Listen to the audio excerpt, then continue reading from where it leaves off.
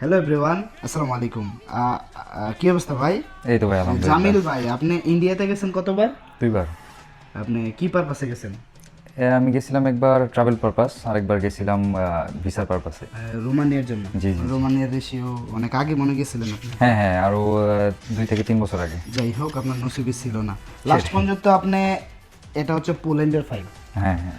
এই পোল্যান্ডের ফাইল, এই পেপারগুলো প্রিন্ট করতে গেলেও সৌদি আরবে 100 রিয়াল লাগবে স্বাভাবিক, রাইট? তাই না? যাই হোক, ওনাকে আমি সম্পূর্ণ ফাইল রেডি করে দিলাম। অনেক কষ্টের পরে উনি অ্যাম্বাসি ডেট পেয়েছে। জামিল ভাই, তো আর কি অবস্থা? আপনার দেশের বাড়ি তো ঢাকাতে। জি জি জি। আপনি সৌদি আরব কোথায় থাকেন? দামাম জুবাইলে। কোম্পানি না ফ্রি ভিসাতে আছেন? ফ্রি ভিসায় আছি। যাই হোক, আপনার ফাইলটা তো নর্মালি গুছিয়ে দিছি। কফিলে অরিজিনাল এনওসি দিয়েছে, জি, জি। মবজিশন সার্টিফিকেট যেটাকে বলে, জি জি। কফিলে দিয়েছে। বাকিটা আল্লাহ তাআলার নসিব, আল্লাহ তাআলা দেখি কি রাখছে ওনার কপালে। ভিসা হওয়ার পরে অবশ্যই আপনাদেরকে আপডেট দেব। পোল্যান্ডের রেশিও খুব কম, বিশেষ করে এখন যারা জাপানে পারে জমাতে চান, তাহলে আমাদের অফিসকে আপনি সিলেক্ট করতে পারেন।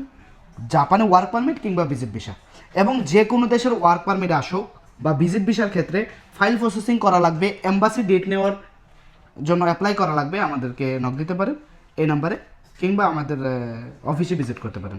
আমাদের সার্ভিস আপনার কেমন লাগলো? অসংখ্য ভালো লাগছে তারিক ভাই, আপনাকে অসংখ্য ধন্যবাদ আমার পুরা ফাইলটা রেডি করে দেওয়ার জন্য। দেখি ইনশাল্লাহ যদি আপনাদের ওসিলায় আল্লাহ পাক ভিসা মিলায়, দোয়া রাখবেন ইনশাল্লাহ। ভালো থাকবেন আবার ইনশাআল্লাহ। দেখা হবে ইনশাল্লাহ। ইনশাআল্লাহ, অবশ্যই। ধন্যবাদ। ইনশাআল্লাহ আপনার জন্য শুভকামনা রইল। থ্যাংক ইউ ভাই, থ্যাংক ইউ। আসসালামু আলাইকুম।